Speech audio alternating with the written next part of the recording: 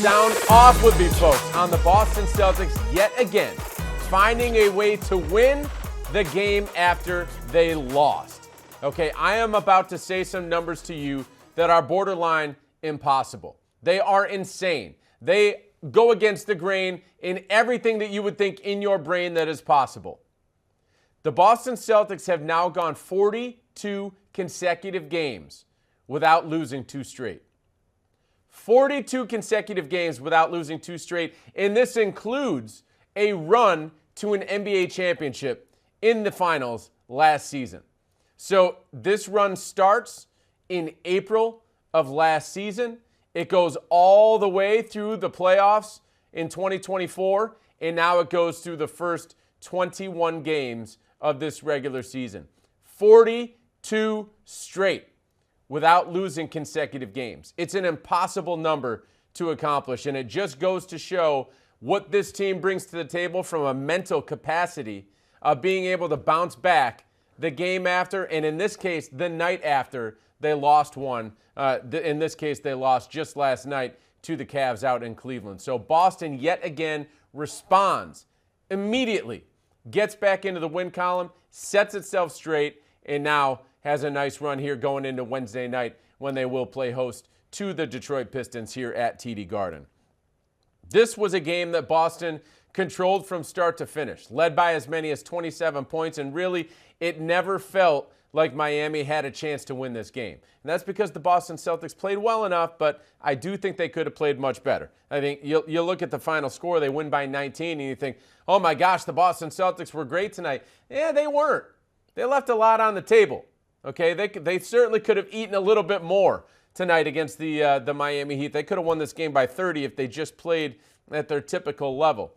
So they didn't quite get to that level, but they did play well enough to win this game running away and, as I said, get back into the win column. And, by the way, as our friend Sean Grandy tweeted out on his account on X earlier tonight, with this win by 19 points, the Boston Celtics are now the only team in the NBA with a point differential in the positive of double figures. So the Celtics are outscoring opponents by an average of 10-plus points per game on the season. No other team in the league is in double figures. So that goes to show you just how dominant the Celtics have been so far this season. And they haven't even been healthy. And they haven't even been whole. And they haven't even played to the level that we all know that they can play at. So a lot of room to get better, despite the fact that they are dominating the league in a fashion that, as the numbers say, no other team has been able to so far.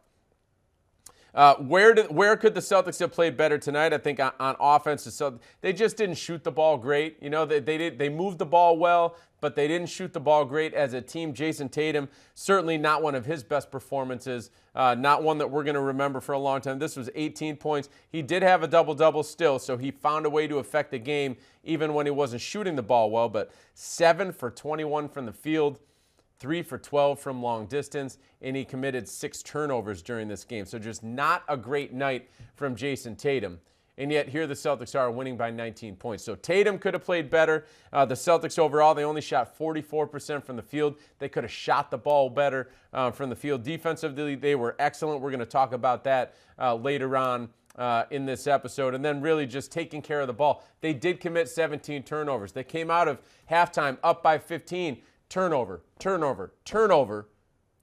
Let the Miami Heat get back into the game, cut the lead down to 8, and thank goodness Joe Mazzulla called for a timeout, and the Boston Celtics responded immediately after that timeout with an 8-0 run, bumped it back up to 16 points, and then they ran away with the game from there. But taking care of the ball. They've got to take care of the ball. They can't give free possessions to opponents, no matter how good you are. You do not want to give the opponent free extra possessions. And even with those, I mean, the Celtics only took 2 more shots than the Miami Heat tonight. So shot differential, if they committed 5 fewer turnovers in this game, let's say, only committed 12, which is probably right around their average for the season, they would have taken 7 more shots than the Miami Heat. And that's an area where you want to get to when you're talking about shot differential. You want to be probably close up into the, 7 to 10 range of taking more shots than the opponent on a nightly basis. So got to take care of the ball. Jason Tatum, he's always going to play better than this. We know it. This was just an off game for him. And then shooting the ball just in general for the Boston Celtics could have been a little bit better. But a few things on the positive side. Okay, Jaylen Brown was back in the lineup tonight after missing the last game with an illness. And not only did he return after being a game-time decision, but he returned and he looked great during this game. 29 points. Again, he didn't shoot the ball all too well either, 8 for 21 from the field. But getting to the free throw line, and he is getting to the free throw line at a career-high rate at this moment, attempting an average of 7 free throws per game. So that's a number that Jaylen Brown has never reached in his career, but he's there right now. And not only is he getting to the free throw line in bulk, but he's also making shots at a rate that he has never reached in his career. Right now, with his 9 of 10 performance tonight against the Miami Heat, Jaylen Brown is now shooting 77.7% from the free throw line. So let's just round that up, 78% from the free throw line. That would be a career high rate from the line for Jaylen Brown. So I'm going to recap this. Not only is Jaylen Brown attempting the most shots he ever has from the free throw line per game at 7, but he's also making them at a career high rate. That, my friends, is a recipe for success. When you can get one of your best players getting to the line more often than he ever has in his career, and then get him to make those shots at a higher clip than he ever has in his career, you're talking about a real dangerous weapon, especially with the athleticism that Jaylen Brown brings to the table. And that athleticism is what got him to a game-high 29 points in this game. The free throw line helped him out. He made 4 of 11 three-pointers. And then at the start of the game, he was scoring at the rim, really creating shots around the basket. So you love to see this type of play out of Jaylen Brown, and you love to see him being able to shoot the ball from the free throw line at a super high rate and taking those shots in bulk. Another player who stood out, who just continues to stand out, is Payton Pritchard. 4 straight games now of scoring 20 or more points. During that time period, he has averaged 24.5 points per game. Payton Pritchard is unstoppable right now, okay? I'm going to read you off the numbers that he is shooting from the field. It really is pretty incredible over the last 4 games. 24.5 points per game, 55% from the field, 49% from three-point range, and 90% from the free throw line. So we're talking about a guy who over the last 4 games, and remember, he's like 6'1". He's basically having a 50-50-90 stretch over the last 4 games. That's unheard of. Like, you don't shoot the ball that well in the NBA with NBA defenses guarding you every night. But Payton Pritchard is finding a way to get it done on all 3 levels. Three-point shot is on, the midi is on, and he somehow, with his frame, he's like a Hulk under the basket. He creates space. I don't know how he does it. No matter who's defending him, sometimes it could be a defensive player of the year. Sometimes it can be a guy who weighs 260 pounds. No, it doesn't matter. Payton Pritchard finds a way to create space and get his shot off at the basket, as he did tonight for yet another buzzer beater to end the third quarter with a beautiful step-through layup at the basket.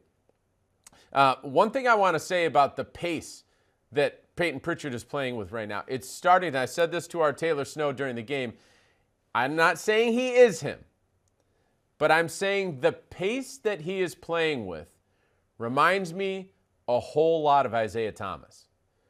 And we're talking about when Isaiah Thomas was at his peak with the Boston Celtics. Now, again, I'm not saying that Pritchard is Isaiah Thomas.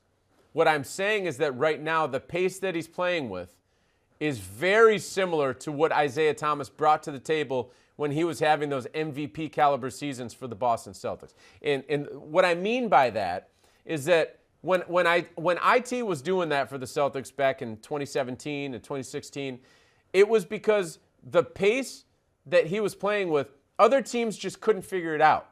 They never knew when he was going to shoot. They never knew when he was going to dribble. Like, he just had the defense off kilter, and in particular, the guy who was defending him each possession, he had that guy off balance, like on the regular, time after time after time, Guys just could not stay in front of him, didn't know when to challenge versus when to sag off. They couldn't figure it out. And that is exactly what's happening right now with Payton Pritchard. He is dictating the pace every time the ball is in his hands. The defense never dictates his pace. He is always dictating the pace that he plays with. And that pace is, for some reason, indefensible right now. Like, defenses just can't figure out what he's going to do, how he's going to do it, and that's how he's coming up with these layups that are on top of these mid-range shots, that are on top of these deep three-point shots. Talk about scoring at all three levels. Payton Pritchard is doing it right now at an extremely high level. And by the way, one more similarity between Payton Pritchard and Isaiah Thomas. The last Celtics reserve to score 20 or more points in 4 straight games off the bench, guess who that was? That's right. It was Isaiah Thomas. And now Payton Pritchard has done it, and it just seems like he is following a similar track in terms of defenses not being able to figure out his pace. He's dictating it every night. They can't stay in front of him. They can't figure him out. And that's why he's putting up these ridiculous numbers. Almost 25 points per game over the last 4 on 49% shooting from 3, 55% shooting from the field. Truly an incredible stretch out of Payton Pritchard. One other guy who we cannot not talk about tonight is Derrick White. He returned to the lineup, missed a couple games with that sore foot, but he was back tonight. Looked exactly like we always expect, shooting the ball from long range, creating shots for teammates, defending, grabbing rebounds. Like, is there a more important player in the league that isn't like a super duper star than Derrick White? I don't think so. I mean, he is a superstar in his role, but let's not get it twisted. He's not going to be in the MVP conversation, but I don't think there is another player who's not in the MVP conversation who's more important to his team than this guy. Like, Derrick White is the best super role player in the NBA right now. Tonight, he does it again. What he brings to the table for the Celtics, 19 points, a team-high 8 assists, 6 rebounds, great defense, 42% shooting from three-point range, 50% shooting from the field. Like, this guy does it every night he steps on the court. Gets it done at both ends. Every phase of basketball, he does it at a high level. And by the way, those 8 assists were not just a team high, they were a game high. So, color me shocked that Jaylen Brown and Derrick White returning to the lineup really helped the Celtics out tonight. Not that shocking, is it? But Derrick White comes back, looks exactly like we've seen over the last couple of years, just playing top-notch basketball. Jaylen Brown returns, also top-notch basketball. We talked about his free throws, just great stuff from those two guys, and certainly Payton Pritchard as well. Those three keyed this victory.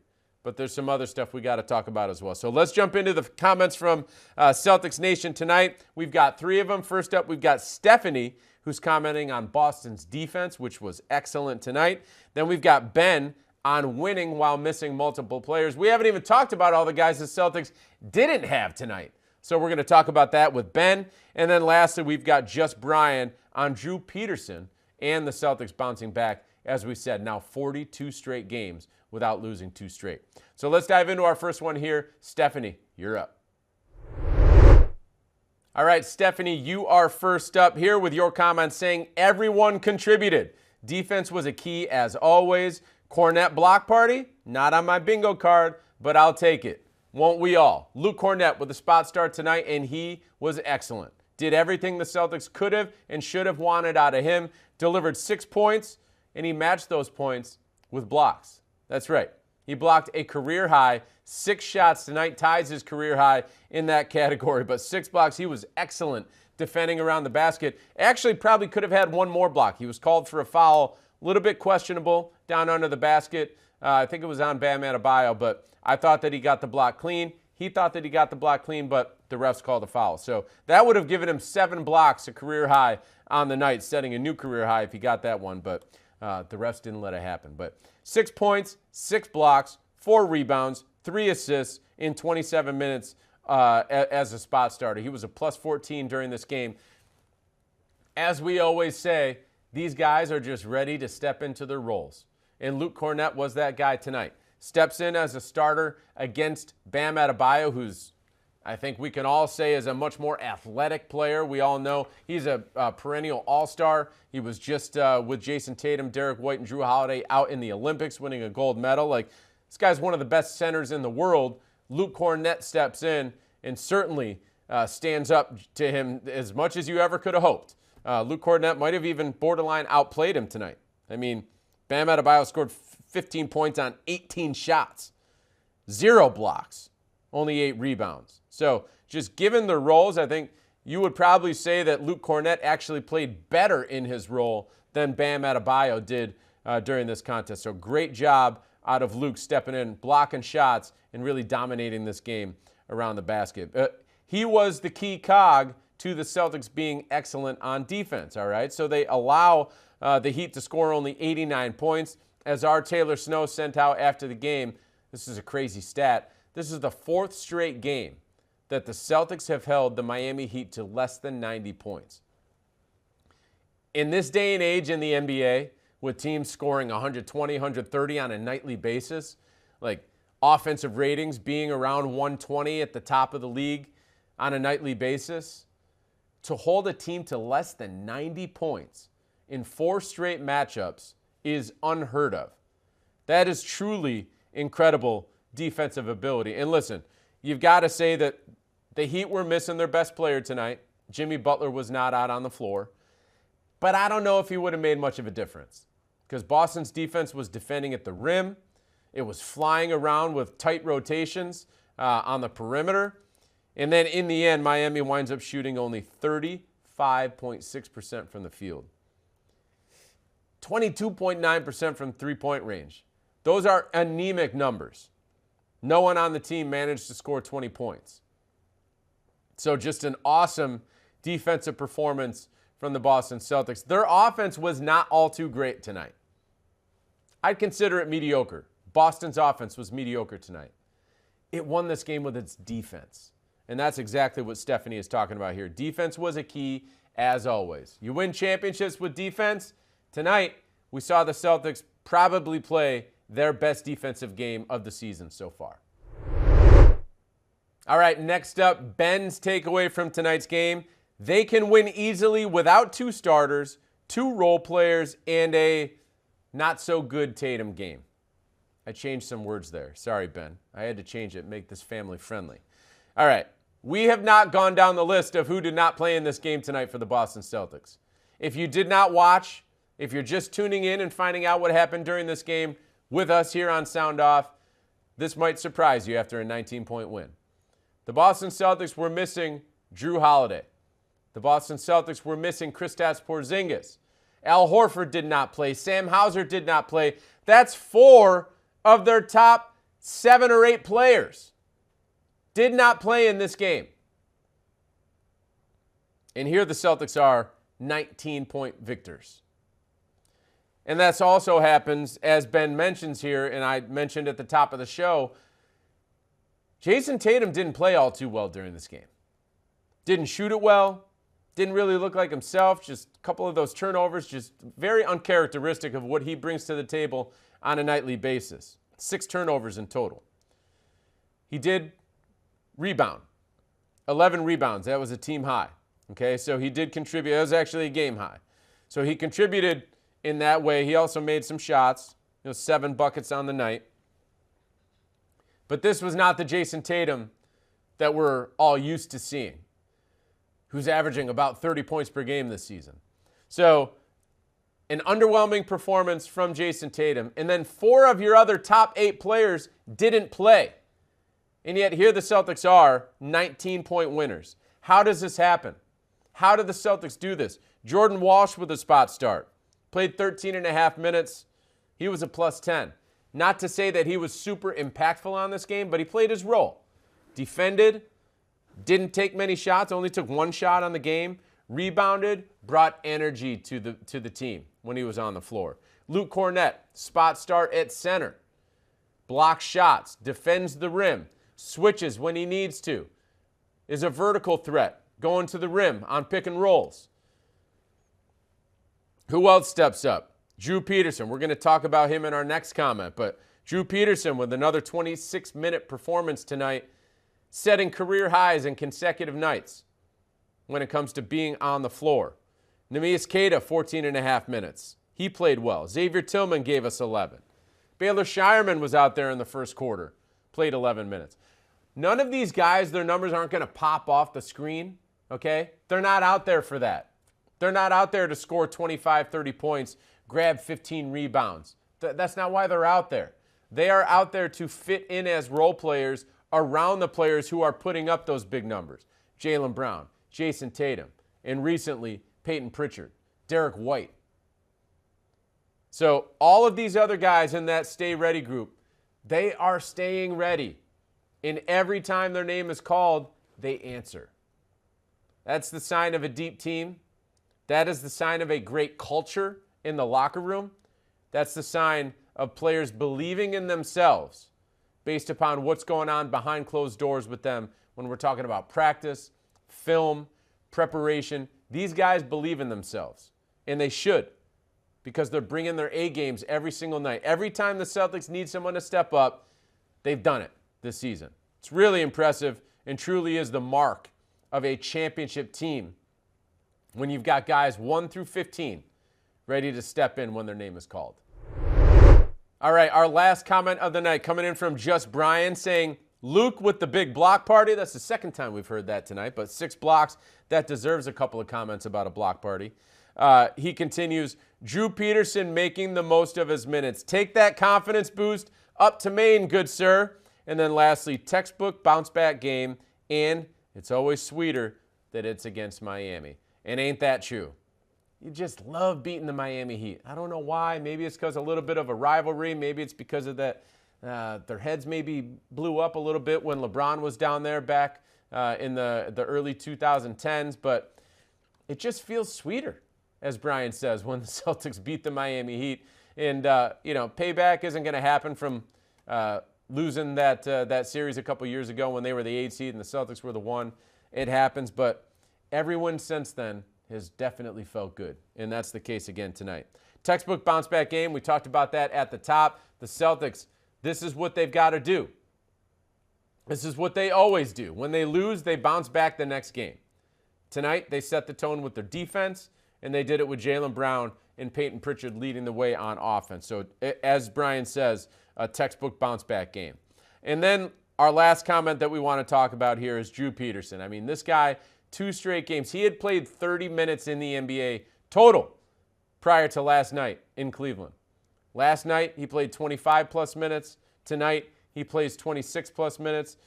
During this game, he actually drained a three-pointer from right in front of Miami's bench, and I loved what I saw after that. He started running back down to the other end of the court, staring right at that bench.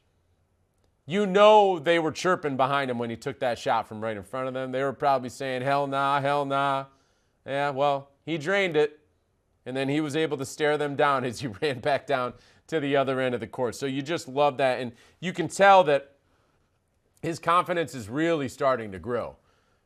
This is the most that he's ever played in the NBA. And so as Just Brian says here, like he's going to be the Celtics are going to get back healthy. Hopefully that happens Wednesday night. Maybe it's this weekend when they play again on Friday and Saturday. But Celtics are going to get their guys back, and Drew Peterson is going to slide back down in the rotation and probably be out of it. So he can take this confidence that he is building right now by succeeding in NBA minutes and bring that back to Maine as a two-way player and dominate up there for the Maine Celtics. So great job out of Drew Peterson. You can't celebrate this guy enough. You love these stories when a guy gets an opportunity, and not only does he get the opportunity, but he capitalizes on it. That's what Drew Peterson has done in consecutive games. Drew Peterson has earned trust from Joe Mazzulla over these last 2 games. So as we go into the rest of the season, if the Celtics ever need to call on someone to eat up some minutes at guard or wing, Drew Peterson is a guy that Joe Mazzulla now trusts. And I would venture to say that he trusted him before these last 2 games because of what he's seen, Joe Mazzulla has seen out of Drew Peterson behind closed doors. But now that he's seen it happen in NBA games, I think that confidence can only rise. And now moving forward, as I said, if Joe's got a call on Drew Peterson moving forward this season, he knows exactly what he's going to get. So great job by Drew Peterson. Great job by the Boston Celtics to bounce back with yet another bounce-back win. Again, they've gone 42 straight games now without losing consecutive games. It's truly incredible. That is greatness right there. When you can prevent yourself from getting a nosebleed in the loss column, when you can prevent yourself from losing 2 straight games, a measly 2 straight games, that's greatness, folks. We are watching it night in and night out. And it's not just greatness at the top. We're talking about greatness from the entire roster.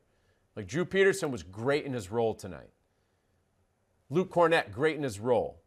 These guys are stepping into their roles and being great in those roles. Team is showing greatness, and individual players are showing greatness within the role that they are asked to play on a nightly basis. Now, let's hope that we see this continue Wednesday night. This is a busy week for the Boston Celtics. They're going to wind up playing 6 games in 9 nights. They're already halfway through. At this point, they're 2-1.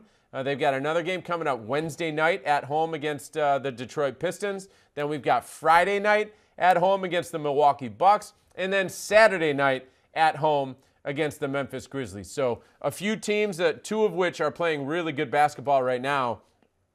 That is the Milwaukee Bucks and the Detroit Pistons. The Milwaukee Bucks and the Memphis Grizzlies. The Pistons have been playing pretty darn good basketball as well, especially for their standards. They're hovering around 500 right now, playing pretty decent basketball. So the Celtics have a tough road coming up here the rest of the week. But fortunately, all of them are at TD Garden. And what does that mean? We're going to have a video version of Sound Off for every single episode the rest of this week. So the Celtics, 2-1 as they're halfway through this stretch of 6 games in 9 days. Wednesday night against Detroit, Friday night against Giannis and the Bucks, and then Saturday night against the Memphis Grizzlies. It's a tough stretch coming up, but let's see what the Boston Celtics can do in the next 3. Enjoy your day off tomorrow. There's no Celtics basketball, but we will see you again Wednesday night. Make sure you respond to my tweet after the game. Tell me what you're thinking. Tell me what you're feeling, and we'll take a few of your comments right here in Sound Off with the Boston Celtics. So, again, enjoy Tuesday. No basketball for the Celtics, but Wednesday night, we'll see you when the Celtics play host to the Detroit Pistons.